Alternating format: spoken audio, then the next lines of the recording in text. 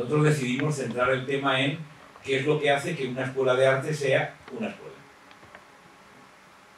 Una escuela de arte sea una escuela, de arte, pero sea escuela.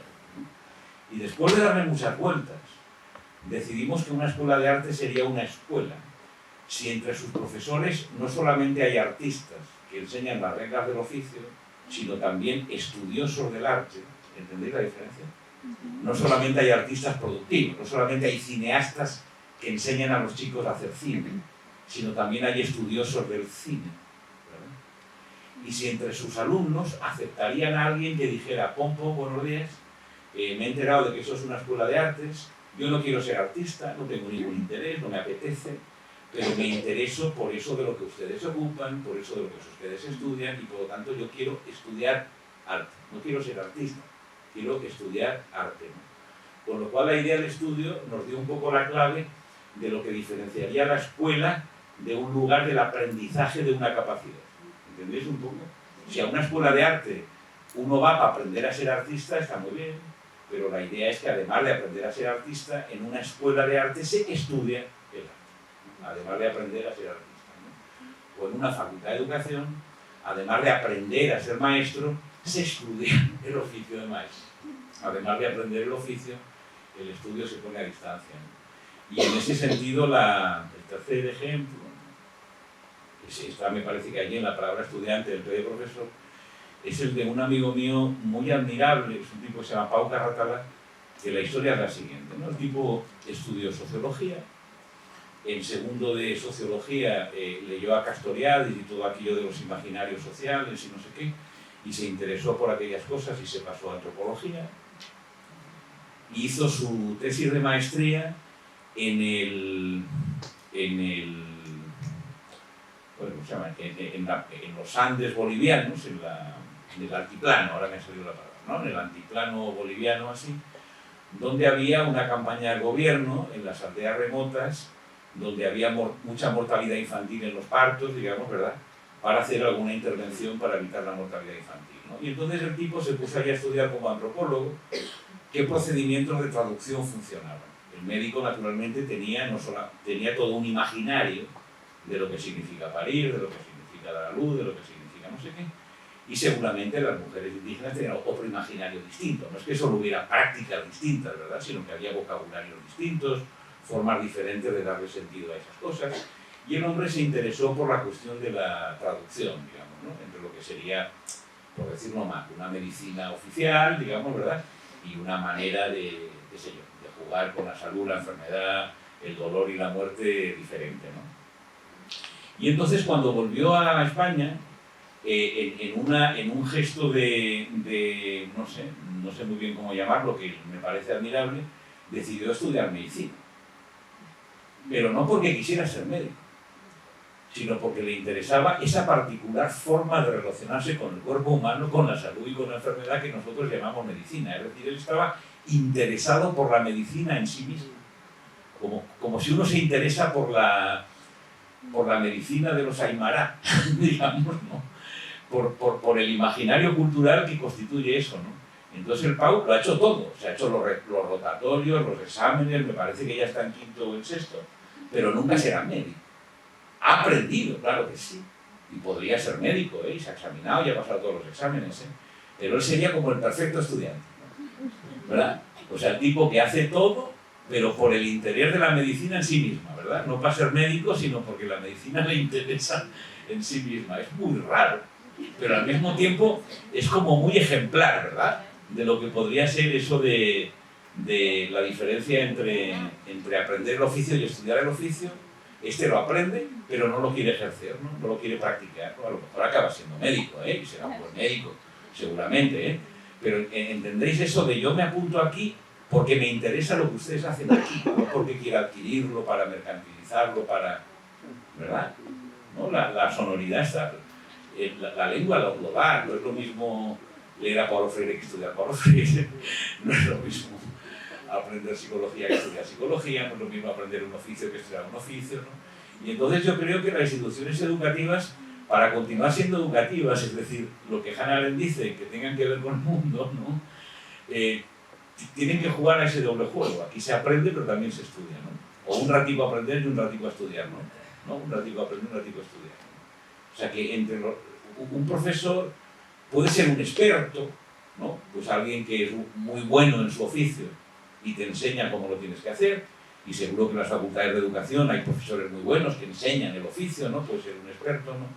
Pero también puede haber otro profesor al lado que es un estudioso, ¿no? Y entonces ese tipo que es un estudioso seguramente está ya como mal visto, ¿no? Porque se dice esa tontería de no, porque eso está muy, porque son los teóricos, ¿no? Y eso está muy bien en teoría, pero no es que sean los teóricos, son los estudiosos, o sea, los que se miran por de otra manera y se preguntan por qué quieren decir y qué son, no porque sean gente de otro planeta, ¿no? Sino porque, qué sé yo, ¿no? Yo creo que también vivimos en el mismo planeta, me parece a mí, ¿no? Pero bueno, eso era un poco, ¿eh? O sea, yo creo que sí que hay modalidades de intentar, claro, no eliminar lo de la adquisición y el aprendizaje y tal, que está muy bien y que la vida dura y hay que aprenderse a ganarse la vida, y la escuela está también para eso y así, ¿eh?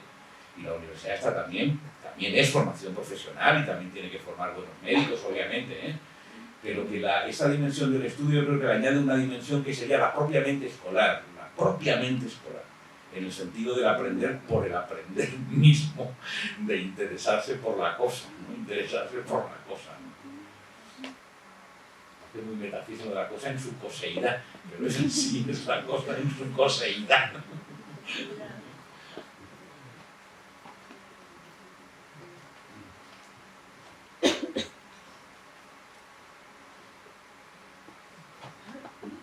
Buenas tardes. Uno de los textos que me hicieron circular ayer para leer tenía que ver hablaba del carácter sagrado del aula. Y quería compartir lo que me hizo pensar, porque por ahí sí, bueno, más vale que todo lo que planteaste ayer y en esos textos son muy interesantes, pero me hizo pensar lo siguiente: ¿dónde estaría el carácter sagrado de esa aula? Y en primer lugar, no puede ser solamente la cuestión de llenar de cuestiones religiosas, de rituales, pero sí me parece que estaría ligado a una cuestión que también en los textos que vos citas de Agamben tiene que ver con el sentido de lo religioso.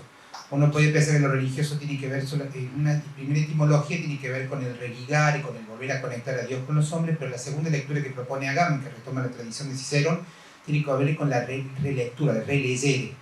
Entonces lo religioso del aula estaría en la lectura atenta de las cosas que pasan en el mundo. El estudio estaría marcado por eso.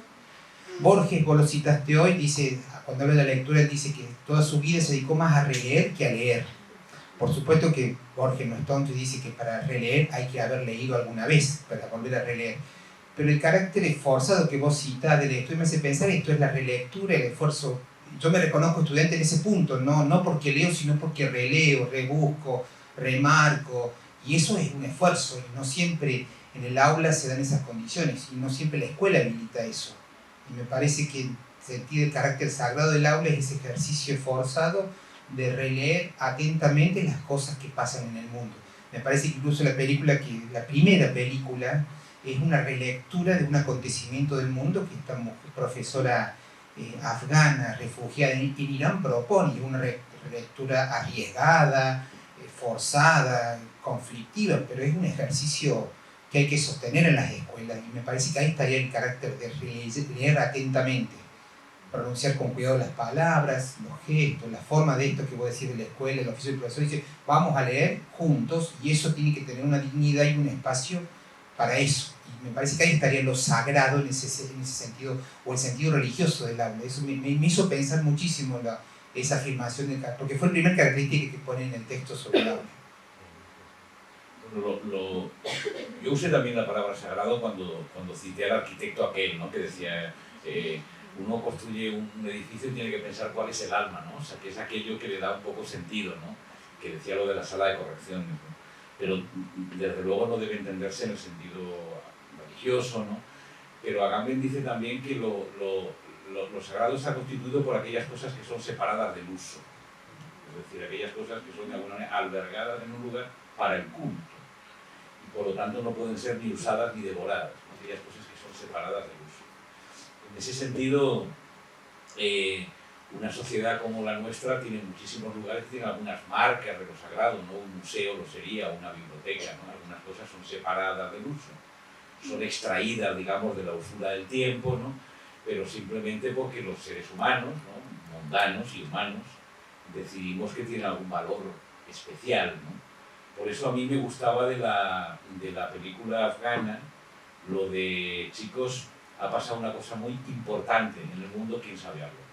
Todo tiene que ver con qué quiere decir importante, ¿verdad? Con qué quiere decir importante. Es decir, con esto no es cualquier cosa, ¿no? Esto es algo importante y por tanto al ser importante pues merece atención, respeto, consideración, que le demos un tiempo, etc. Ese sería un poco ese sentido, ¿no? De todas maneras es verdad que nuestro amigo Masser en la defensa de la escuela usa la expresión más bien de profanación, ¿no? Que la escuela es una institución que profana, y es verdad. O sea, la escuela es las dos cosas al mismo tiempo, ¿no? Porque en la escuela no hay nada sagrado, en la escuela los textos son leídos y por lo tanto profanados, y criticados y por lo tanto profanados, ¿verdad? O sea, no hay nada sagrado, ¿no? Los textos no están ahí para reverenciarlos, sino para leerlos y hablar sobre ellos y para criticarlos, ¿verdad?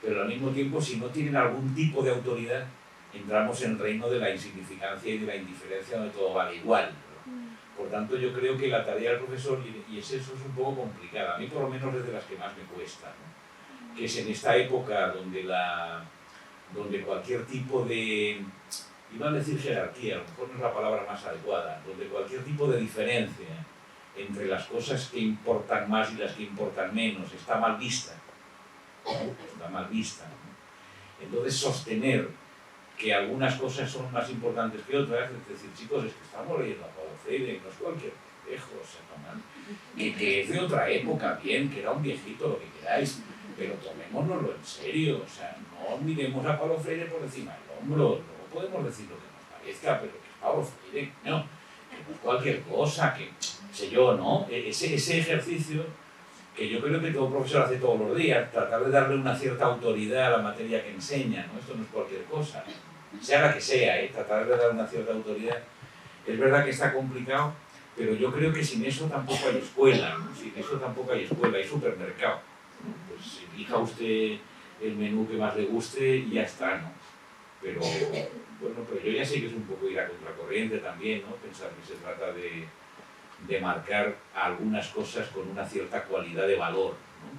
de valor, ¿no? Esto no sé, merece atención, merece respeto, ¿no? No es cualquier cosa, o sea, no es para pasar el rato, ¿no?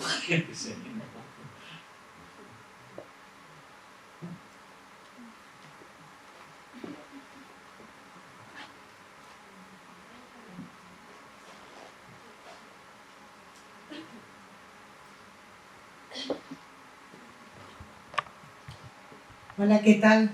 Bueno, mi pregunta es si vos tenés alguna escuela ideal. Hoy se habla tanto de Finlandia y cómo funciona y que es una... o todas las escuelas están bien, digamos, si funcionan como un ideal para vos. Y es una pregunta difícil, ¿no? Porque algunas veces sí que he escuchado eso, ¿no? Cuando hablo de la escuela, no, porque tú hablas de una escuela ideal, ¿no? Porque la escuela real es otra cosa, ¿no?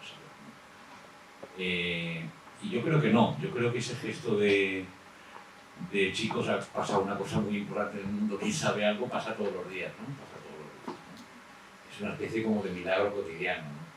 Entonces, yo no es que tenga un modelo escolar ideal, ¿eh? Eso es para los que hacen rankings y cosas así, eso nunca me interesa. Pero sí que creo que estoy como tratando de elaborar un criterio que sea inteligible, que no sea demasiado loco, para tratar de distinguir entre lo que es escuela y lo que no lo es, lo que parece escuela y no lo es. Entonces yo no diría una escuela ideal, sino diría, en este momento esta escuela es realmente escuela. Cuando el 15M en España, cuando las revueltas aquellas de las plazas, los chicos gritaban, le dicen democracia y no lo es, le dicen democracia y no lo es, democracia real ya. Esa frase se puede variar, ¿verdad? Le dicen universidad y no lo es. Universidad real ya, le dicen pan y no lo es. Queremos un pan que sea realmente pan, ¿verdad? Le dicen vivienda y no lo es, ¿no? Queremos una vivienda que sea realmente vivienda y no eso que ustedes nos están ofreciendo, ¿no? Entonces a mí me gusta esa sonoridad, ¿eh? O sea, que queremos una... La escuela ideal es aquella escuela que es digna de su propio nombre, es decir, que es realmente escuela. ¿Qué sé yo? Ya sé que es una cosa como más sugerente que no exactamente un criterio, pero cuando los chicos decían, le dicen democracia y no lo es. Le dicen, o sea, hemos conservado el nombre, pero lo que hay debajo del nombre ya no se parece a... ¿no? Le dicen democracia y no lo es. Democracia real, ¿ya? Estaban diciendo una cosa que se entiende. Se entiende. A lo mejor no se puede explicitar el criterio. ¿Qué quiere decir democracia real? Pues bueno, a partir de ahí empezamos la conversación. Pero yo creo que se entiende. Los chicos estaban diciendo que les estaban entregando una cosa por otra. Les estaban entregando... ¿verdad? Les estaban vendiendo una cosa por otra, ¿no? Y decían, democracia real ya. Entonces a mí me parece que la cosa iría por ahí, ¿no? Podríamos decirlo así, ¿no? Una escuela que sea, así una expresión es arriesgada, una escuela que sea verdaderamente escuela, ¿no? Realmente escuela, un profesor que no sea de verdad. Pero todos sabemos eso, ¿eh? Esas cosas a lo mejor no se pueden explicitar, pero todos sabemos eso. Tengo un amigo músico que no hace mucho me puso, él le gusta mucho un saxofonista que se llama Jan Garbarek, ¿no? Y me puso una grabación de Jan Garbarek cuando tenía 18 años, ¿no? Y me dice, escúchate, dice, está lleno de errores, pero es un músico de verdad. ¿Ah? O sea, no toca bien, pero bueno, se le ve que es músico, ¿no? ¿Verdad? Y este otro, mira que bien toca, pero músico como que no es, ¿verdad? Entonces, eso lo sabemos diferenciar, ¿no? Para mí esa frase tenía sentido, fíjate, no le falla la técnica, a veces sopla mal, pero se le nota que es músico, ahí, es un músico de verdad. Entonces la cosa no está en ser un buen profesor o un mal profesor, sino que es un profesor de verdad, es una escuela de verdad. Yo creo que se entiende, cualquiera que tiene, no sé, un arte en la cabeza, sea el que sea, mi amigo es la música, el otro puede tener otra, este tío, oye, este es un profesor de verdad. Muchas veces lo hace mal, muchas veces se equivoca, muchas veces es torpe, muchas veces parece mentira, pero tiene madera de profesor, ¿verdad? Pero es un profesor de verdad, todos entendemos eso.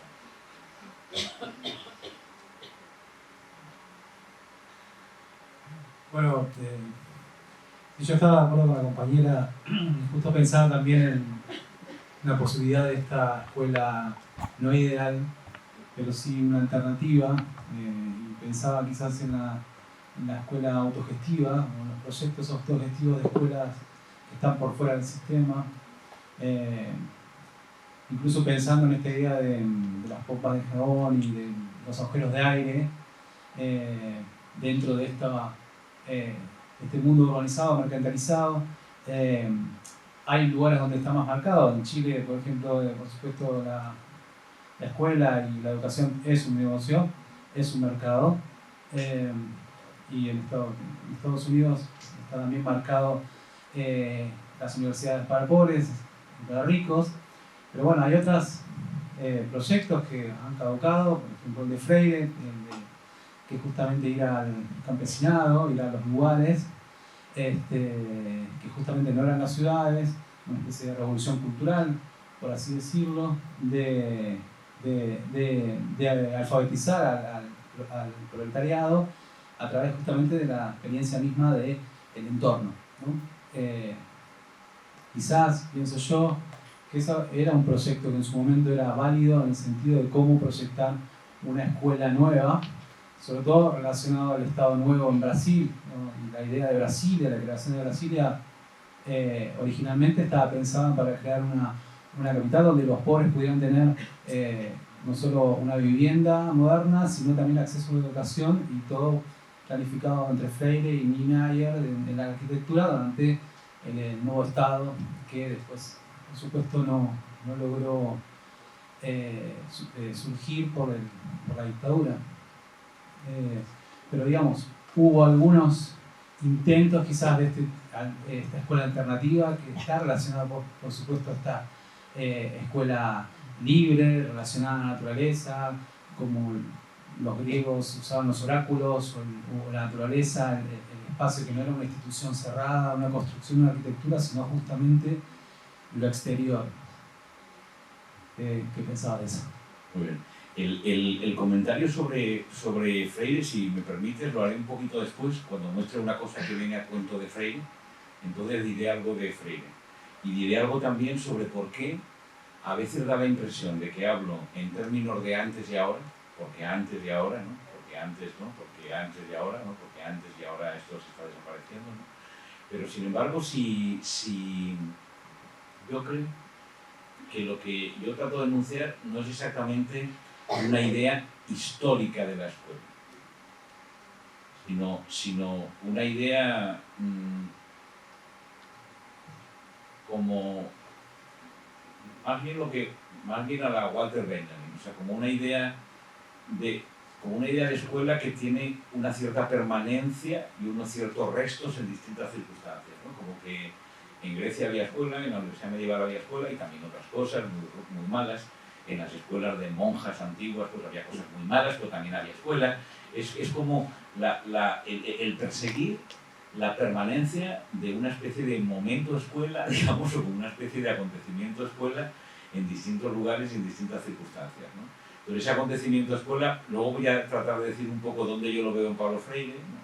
Pero no historizándolo, o sea, no diciendo eso ya está anticuado y tal, sino ahí había un momento escuela del que podemos aprender, ¿no?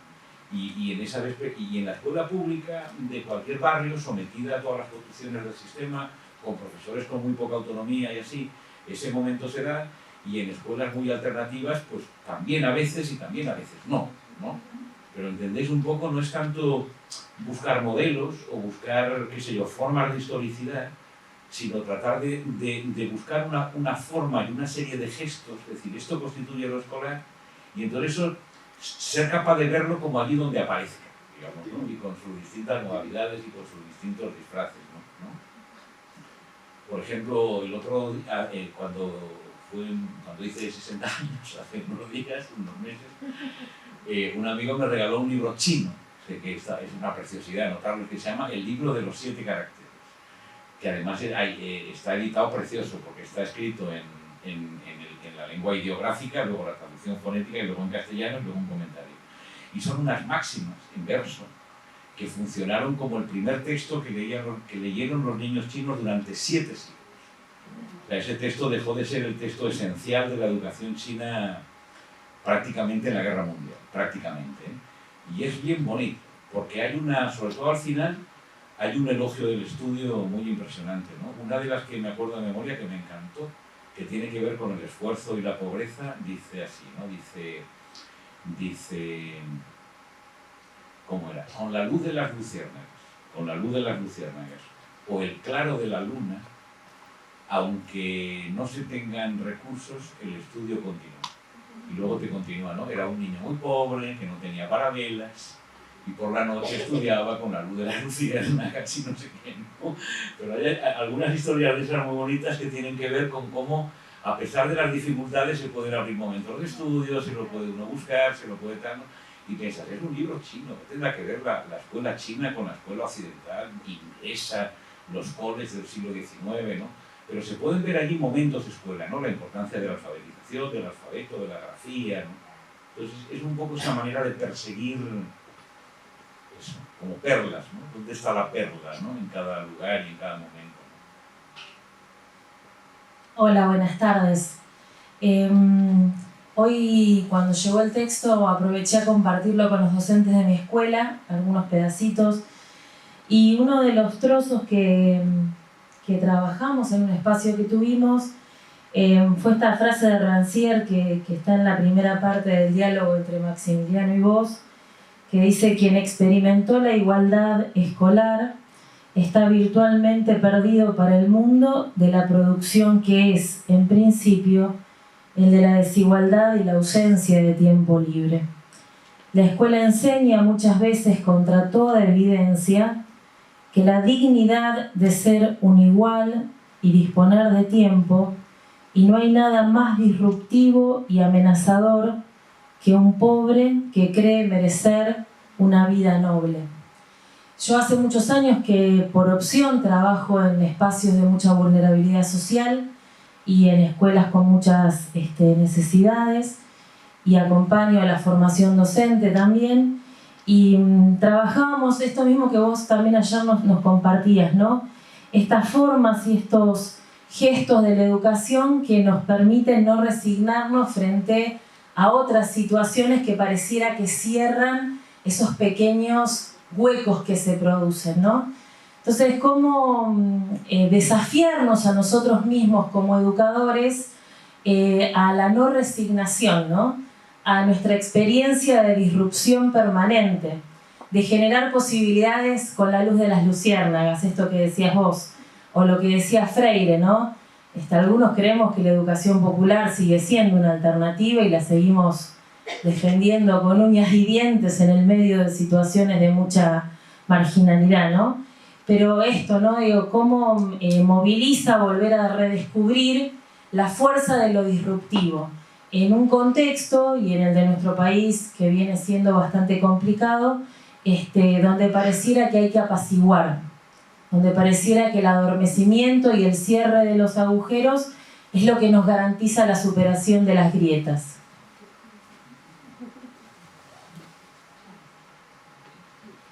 Eso que dice Rancière y Maxi, ¿no? De que el que ha experimentado alguna vez la igualdad y el tiempo libre difícilmente se va a acostumbrar, digamos, ¿no? Está como perdido para el mundo de la profesión, ¿no?